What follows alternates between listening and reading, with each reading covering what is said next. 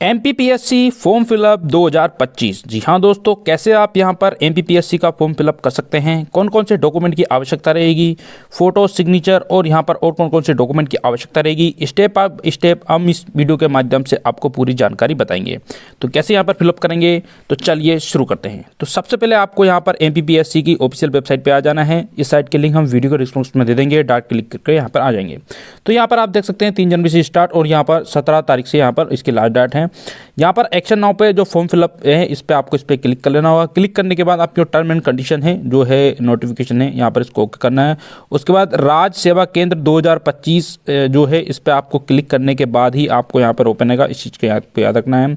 कौन कौन से डॉक्यूमेंट अपलोड होंगे, क्या क्या यहाँ पर दस्तावेज लेंगे, पूरी जानकारी यहाँ पर जो है इंस्ट्रक्शन में यहाँ पर दे रखा है। उसके बाद ही आप यहाँ पर इसको ओपन कर सकते हैं। तो सबसे पहले आपको यहाँ पर राज्य जो 2025 लिखा इस पर क्लिक करेंगे तभी यहाँ पर इसको ओपन होगा। उसके बाद यहाँ पर इसको एक्सेप्ट करेंगे। अब आपको यहाँ पर व्यक्ति की पूरी जानकारी मेंशन करनी होगी। आपको नाम, मिडिल नेम, आपका फादर नेम, आपकी डेट ऑफ बर्थ, मेल या फीमेल है। उसके बाद पूरी इन्फॉर्मेशन आपको यहाँ पर जानकारी आपको देने लगे कौन सी कैटेगरी है। तो चलिए हम इनका नाम लिखते हैं। उसके बाद यहाँ पर इनका जो मिडिल नेम है वो लिखेंगे। उसके बाद यहाँ पर जो लास्ट नेम है, सर नेम है, वो यहाँ पर हम इनको मेंशन करेंगे। उसके उपरांत यहाँ पर कौन सी कैटेगरी है मेल है या फीमेल है वो हम इसको सेलेक्ट करेंगे। मेल सेलेक्ट करने के बाद अब हम यहाँ पर जो उनकी जन्म तिथि है, जो अकॉर्डिंग 10th की मार्कशीट है उसके अकॉर्डिंग यहाँ पर हम फिलअप करेंगे। फिलअप करने के बाद अब आपको यहाँ पर उनका फादर नेम और मदर नेम हमको यहाँ पर फिलअप कर लेना होगा। फादर और मदर नेम आपको इस चीज़ का याद रखना, कैपिटल में ही मेंशन आपको कर लेना होगा। उसके उपरांत आपको यहाँ पर मदर नेम फिलअप करेंगे। अब यहाँ पर नीचे की साइड हम आएंगे, नीचे की साइड स्क्रॉल करके अब आपको यहाँ पर या विवाहित है या नहीं है आप इसको मेंशन करेंगे। विवाहित है तो येस करेंगे, अगर है तो यहाँ पर उसकी अपना जो अर्धांगिनी है वो नाम मेंशन करेंगे। अब यहाँ पर इसकी कौन सी कैटेगरी से बिलोंग करते हैं वो आपको मेंशन करना, ओबीसी से है, जनरल से हैं, कौन से हैं यहाँ पर आपको। तो यहाँ पर मूल्यवासी सेलेक्ट करने के बाद आपको यहाँ पर अपना ओबीसी वर्ग चुनना होगा। आप क्रीमी लेयर हैं या नॉन क्रीमी लेयर हैं तो यहाँ पर आपको जनरल में ऑटोमेटिक आ जाएगा। यदि नॉन क्रीमी लेयर है तो फिर आपको यहाँ पर उसको मेंशन करना होगा। तो इस चीज़ का आपको याद रखना है। अगर आप जनरल में हो तो फिर जनरल में सेलेक्ट कर लेना है। यदि आप ओबीसी वर्ग से हैं या फिर ईडब्ल्यूएस से तो वो आपको सेलेक्ट कर लेना होगा। तो हम यहाँ पर ओबीसी वर्ग से हैं तो इसके उपरांत हम उसको सेलेक्ट करेंगे। अब आपको पूरी जानकारी यहाँ पर मेंशन करनी होगी। आपको जो जाति प्रमाण पत्र का डिटेल है वो आपको यहाँ पर फिलअप कर लेना होगा। जाति प्रमाण पत्र किसने जारी किया है, कौन से डिस्ट्रिक्ट से यहाँ पर जारी हुआ है वो आपको सेलेक्ट कर लेना होगा। जो जारीकर्ता की डेट है वो आपको यहाँ पर मेंशन कर लेनी होगी, तभी आप यहाँ पर इसको फिलअप कर पाएंगे। तो चलिए हम इसको यहाँ पर जो है उसकी जाति प्रमाण पत्र की जो डेट है वो है। यहाँ पर 2 प्रकार के, एक डिजिटल जाति प्रमाण पत्र भी है और हस्तलिखित। तो यहाँ पर हस्तलिखित का जाति प्रमाण का डिटेल है वो हम यहाँ पर इसको मेंशन कर रहे हैं। जिस वही आपके पास जाति प्रमाण पत्र है वो आपको यहाँ पर फिलअप कर लेना होगा। उसके उपरांत आपको यहाँ पर कोई भी कौन से वर्ग से तो वो आपको यहाँ पर सेलेक्ट कर लेना होगा। उसके बाद जो भी इंफॉर्मेशन आप दे सकते हैं यहाँ पर, यदि आप भूतपूर्व सैनिक हैं या फिर और भी कुछ आपके पास कोई पुलिस नोटिस आया हुआ है या फिर आपके पास कोई दंडात्मक कार्यवाही हुई है वो आपको यहाँ पर मेंशन करना। तो हमारे पास यहाँ पर कोई भी हमारे पास एफआईआर नहीं है, उसको हम नो करेंगे। अब आपको यहाँ पर अपना रोजगार पंजीयन आपको सेलेक्ट कर लेना होगा। रोजगार पंजीयन कब यहाँ पर जारी हुआ, कौन से जो डिस्ट्रिक्ट है उससे जारी हुआ है। रोजगार पंजीयन यहाँ पर नंबर हम सेलेक्ट करेंगे।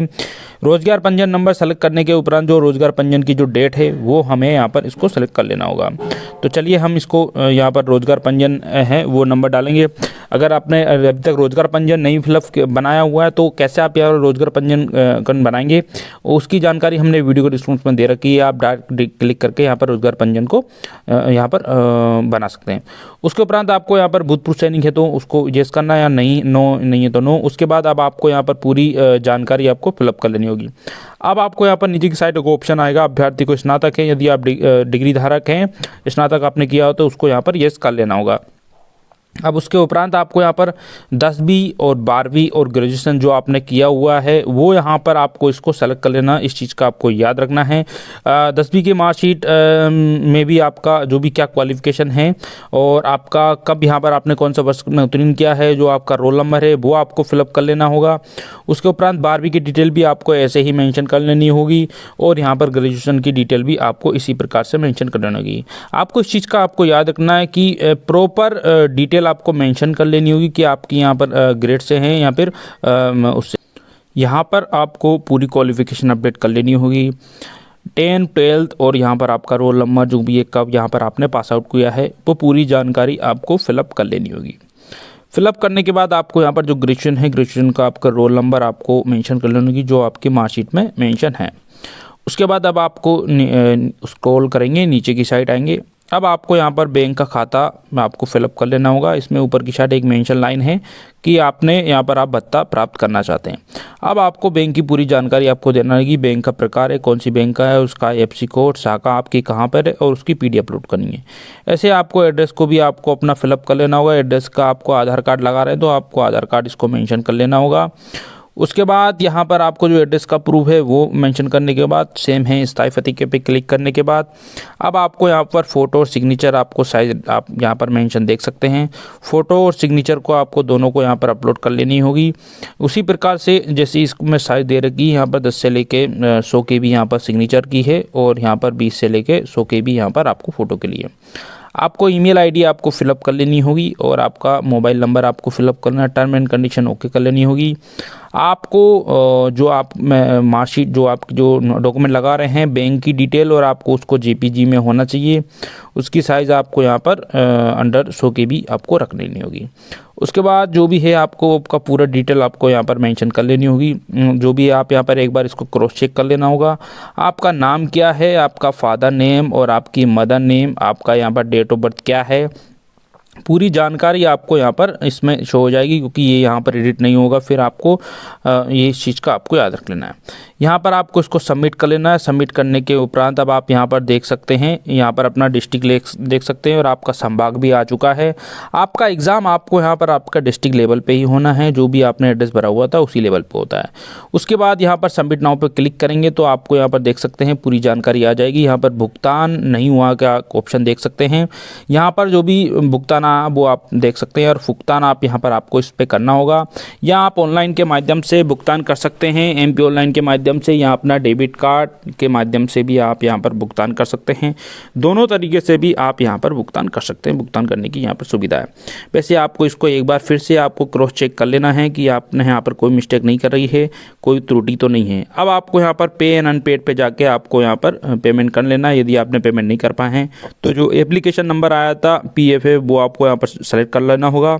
उसके बाद यहाँ पर आपको डेट ऑफ बर्थ फिलअप कर लेनी होगी। जो या वेरिफिकेशन कोड है वो आपको यहाँ पर वेरिफिकेशन कोड आपको मेंशन कर लेना होगा। जो भी आपका वेरिफिकेशन कोड है वो वेरिफिकेशन कोड डालने के बाद आपको यहाँ पर सबमिट आपको कर लेना होगा।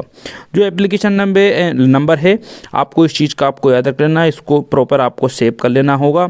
अब यहाँ पर आपको पेमेंट कर लेनी होगी। पेमेंट करने के बाद यहाँ पर कंफर्म पेमेंट नाउ पे आपको इस पर क्लिक करने के बाद आपकी जो है आपकी यहाँ पर पेमेंट हो चुकी है। और यहाँ पर इसी प्रकार से आपको यहाँ पर MPPSC का फॉर्म फिलअप कर लेना होगा। तो उम्मीद है आपको ये वीडियो पसंद आई होगी।